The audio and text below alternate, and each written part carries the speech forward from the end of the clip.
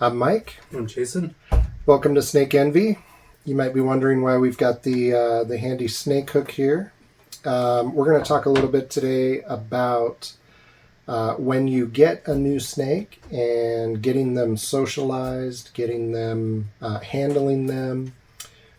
People might even refer to it as taming. So let me ask you right off the bat. I hear a lot of people say some snakes can't be tamed. You just have to accept it. Do you agree with that?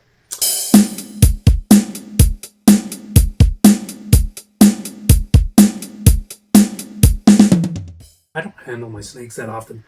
And my son used to come down here and he would pick out the most defensive snake and work with it. And he would get bit a lot, as an 11-year-old kid. It's kind of funny, but he didn't care. But yeah, he got those snakes to calm down. And it was amazing after he would come down here and work with them for a week, a couple times in a couple weeks, and they became a lot more handleable. Yeah. Yeah, I don't agree with that statement at all. I think any snake can be socialized and tamed. It's just a matter of how much time you're going to invest. Now, you have more than 500 snakes. You have a limited amount of time to invest. I have 6.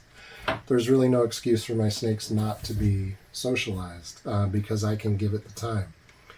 But in my opinion, that's all it takes is time and effort. And your son demonstrated that. We've also seen in the wild, even wild snakes that have no business acting well in our presence or being handled, and they act just fine. They don't always initially, but it doesn't usually take very long for them to realize you're not a threat. So a friend of ours, Clint Laidlaw, famous for Clint's Reptiles on YouTube. Give him a quick plug. Great channel. Clint always says that it is basically a suicide mission for any snake to aggressively attack a human being. That the best even a venomous snake could hope for in that encounter, if the snake wanted to be aggressive and attack you, is a draw. In the process of you killing that snake, the venomous snake might get a bite in, and you might die a few days later. But either way, the snake is dead. There's no advantage for a snake to aggressively pursue and attack a human being. Most snakes in the wild we don't even see because they're long gone before we ever see them. But even those, and we have a bunch of them in this room, the Pituophis family, the Gophers, bulls, and pines are famous for their defensive displays. Describe what they look like when they're defensive. Yeah, they're a rattlesnake mimic, for one, the pattern, the body build, but they'll also stand up and they'll coil up and do this, and they'll strike and lunge, and sometimes those strikes don't even open their mouth, but they put on a heck of a display, hissing and tail rattles. Yeah, they put on a great show, and that's what makes those animals so fun, and that's probably why I'm so big into them, because they have such a big, loud personality. But in the wild, it works against them because people say, oh, that's a rattlesnake, and they end up being killed. I think I just heard one exhale over here behind us. I don't know if the camera picks that up. Occasionally, they're very vocal, and the way their glottis is designed, occasionally, just when they breathe normally, you'll sometimes hear them exhale. And in captivity, yeah, that's really fun, and it's a part of their personality. But in the wild, those big displays can get them killed. But that's defensive behavior. If you just stay back, the snake isn't going to come to you. Right.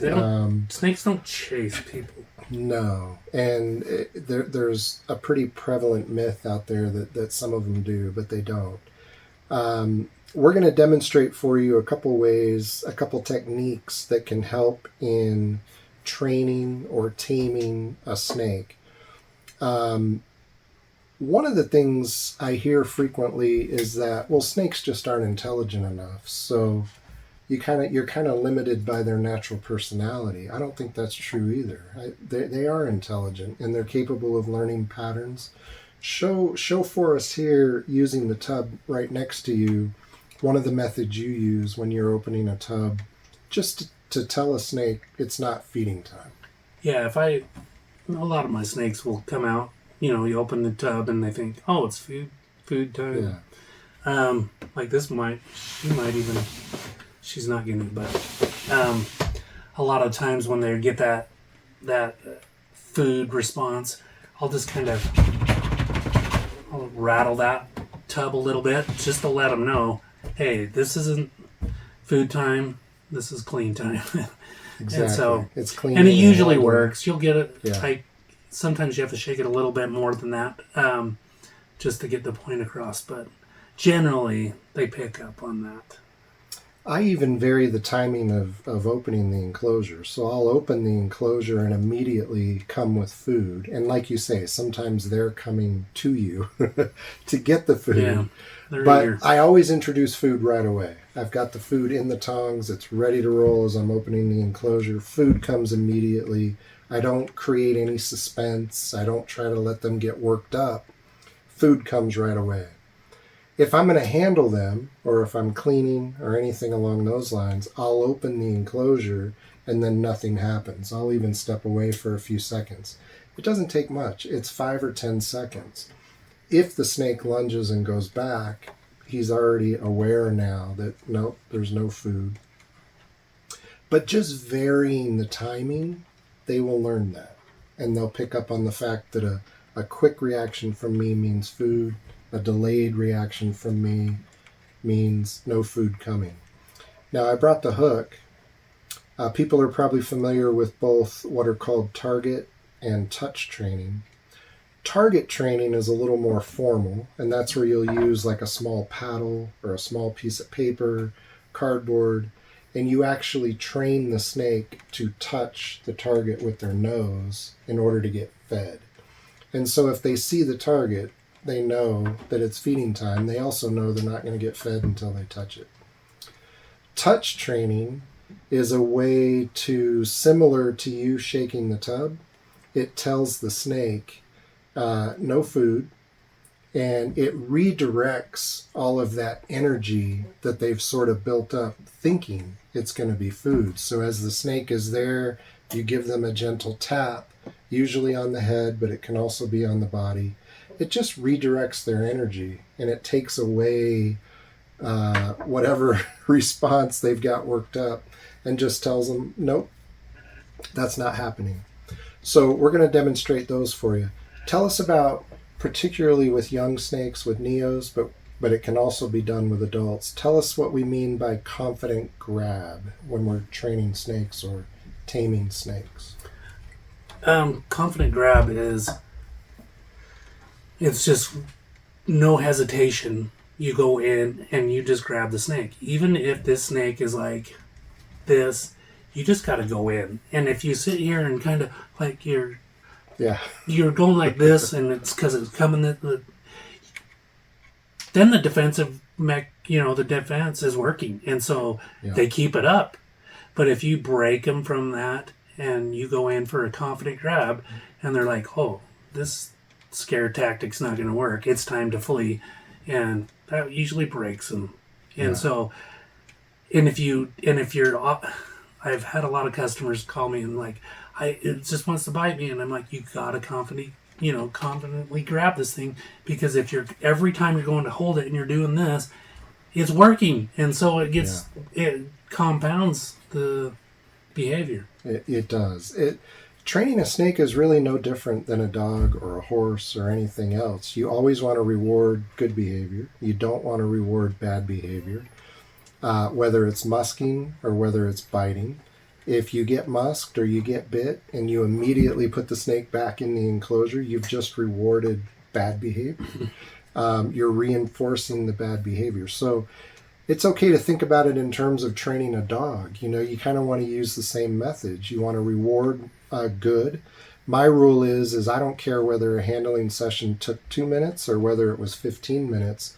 The bottom line is the snake always goes back on a high note, on a positive note, good behavior. If I get musked, then I need to wait a couple minutes at least before I put it back. You don't want the snake to associate the musk with the reward, which is getting put back. Now, how much easier, though, is that confident grab going to be with a neo? It's a lot than it is with an adult. Yeah. Nobody wants to get bit by a large snake, but no.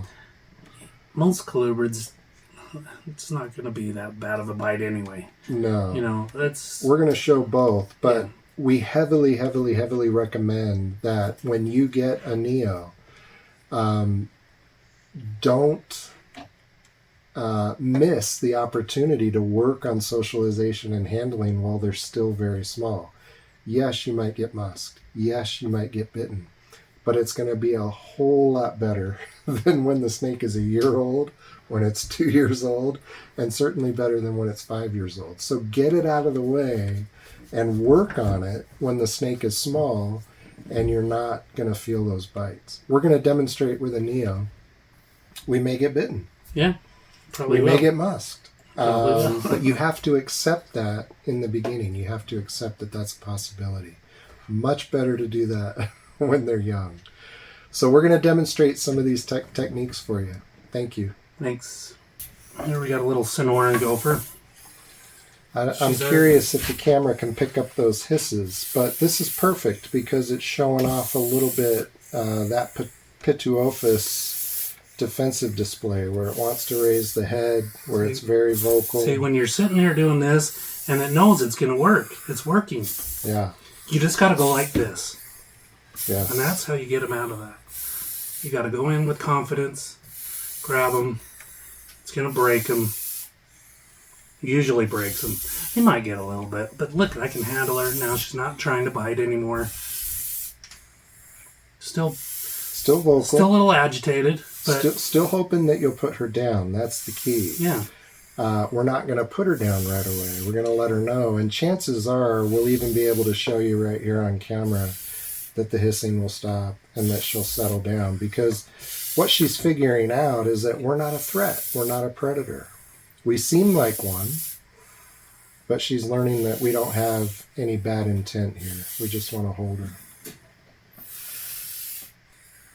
If you get intimidated by this display or by the noise and you immediately put the snake back in the enclosure, then that's what we mean by reinforcing this negative behavior. Yeah, and see, I took a bite. Look at a little. Yeah, got you on the knuckle. But like, really, I do worse at work. Let's sit her back down. It's okay sometimes to let them know too that it's okay. You're not, you don't have to be holding them the entire time. This is all part of an interaction. But ultimately, you have to come in confidently and pick up. Now again, I picked up immediately after the strike. I think she tapped my finger there. But again, the key is that we're letting her go through her defensive postures. We're also demonstrating to her that we're not a threat and that we don't mean any harm. Now, Rome wasn't built in a day. One handling session does not tame a snake. Right. You need to repeat this. My recommendation with young snakes is 3 times a week.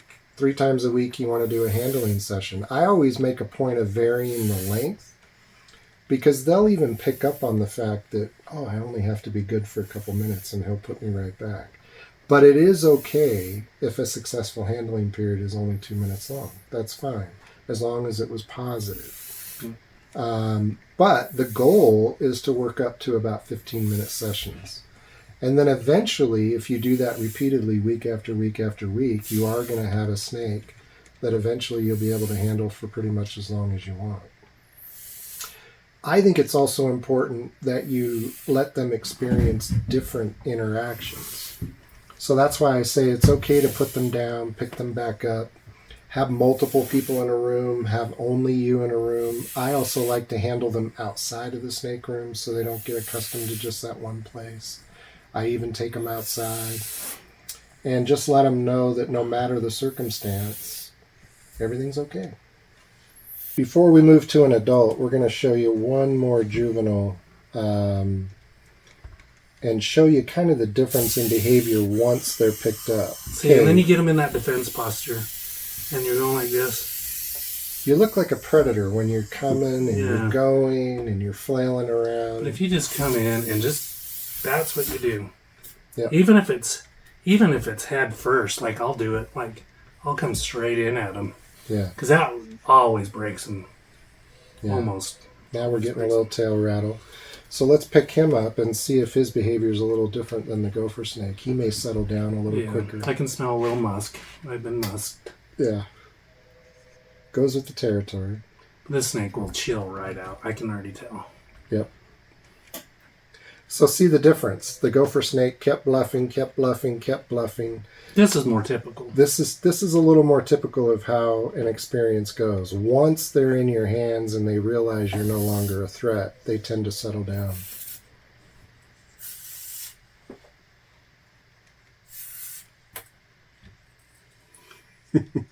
But it's totally handleable now. Yep. And give them different experiences. You know, go from person to person, go from room to room in your house, take them outside occasionally.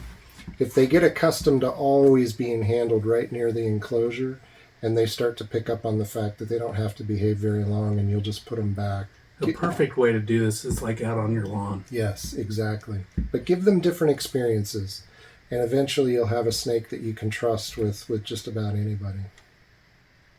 Always want to try to get snakes accustomed to being handled near the head, near the face. And I got her a little riled up, but yep. Just wanted to show you a little bit of the behavior. Little different reaction from the gopher. That and they're all a little different. Yeah, kind of kept going. So we're going to demonstrate with one of the adult bull snakes, just showing you an example of touch training. Touch training is a way that you can kind of let the snake know with your snake hook. Yeah, and this snake wants to eat, I can tell already. Yeah, so this snake may give us a lunge when we open the enclosure. I don't think she'll give a lunge, but she's looking around. Definitely sniffing, saying, hey, where's the food? She wants to eat, but this is what, like, touch technique, and you can just let them know, hey, I am not food. Today is handling. Today is not food. But sometimes with these bigger snakes, I'll just give them a little touch and let them know, hey, we're not going to eat right now. And so, even if you don't go herping in the wild, it's a good idea to own a snake hook. Even with a snake this size, if you're uncomfortable, handling the hook can help you.